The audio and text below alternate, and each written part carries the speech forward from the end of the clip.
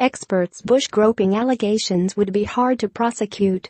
Allegations that former President George H.W. Bush inappropriately touched 6 women involve potential crimes punishable by fines or jail time if they had been prosecuted. All but one of the cases is ineligible under state laws that limit when a prosecution can begin after an alleged crime, and several lawyers interviewed said that it would be difficult to win a conviction against Bush, who has vascular Parkinsonism, a rare syndrome that mimics Parkinson's disease. You're still going to be facing prosecuting a 93-year-old man in a wheelchair that's a former president, said Toby Shook, a lawyer who previously served as a prosecutor in Dallas. I doubt if you could ever find a jury that would ever want to convict him. There's no indication prosecutors are planning to pursue a case against Bush.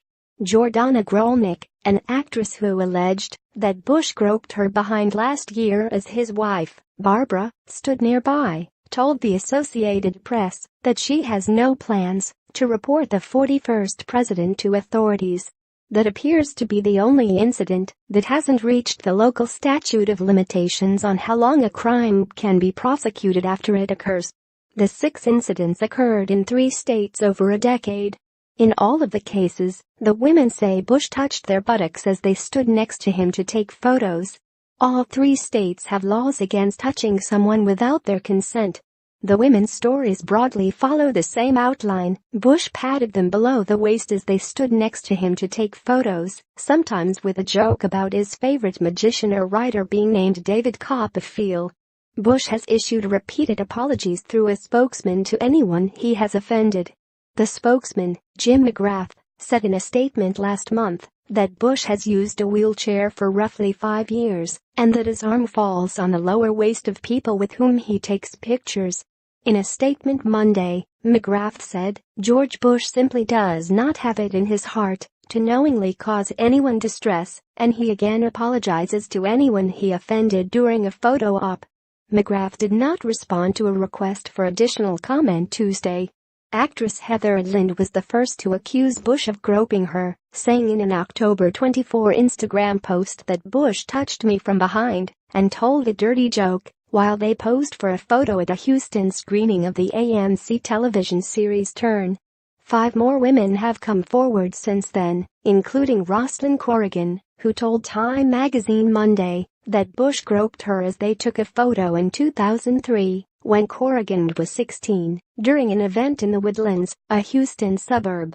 The AP generally does not identify victims of sexual assault without their consent, but is using the names of women who have spoken publicly on social media or in news reports. 3 of the incidents are reported to have occurred in Texas. Shook said that under Texas law, touching someone's buttocks over the person's clothing would most likely be grounds for a misdemeanor assault charge, with only a $500 fine and no jail time.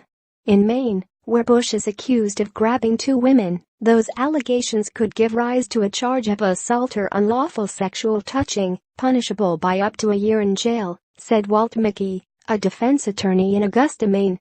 And in Pennsylvania, where a retired newspaper journalist has accused Bush of touching her during an event in Erie, the state's law against indecent assault could apply, said Richard Zetgast, an adjunct law professor at Penn State University.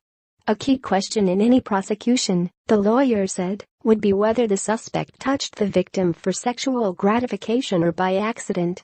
While age and physical disability would factor into any determination, Zetgast said, I don't necessarily think that just because someone's infirm, they wouldn't be able to be held accountable.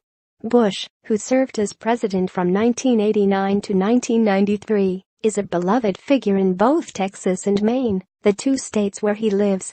2 days after the first woman accused Bush of misconduct, Houston Mayor Sylvester Turner tweeted that Bush was a statesman and role model to me. Days later, Bush joined his son, former President George W. Bush, on the field before Game 5 of baseball's World Series to throw out the ceremonial first pitch.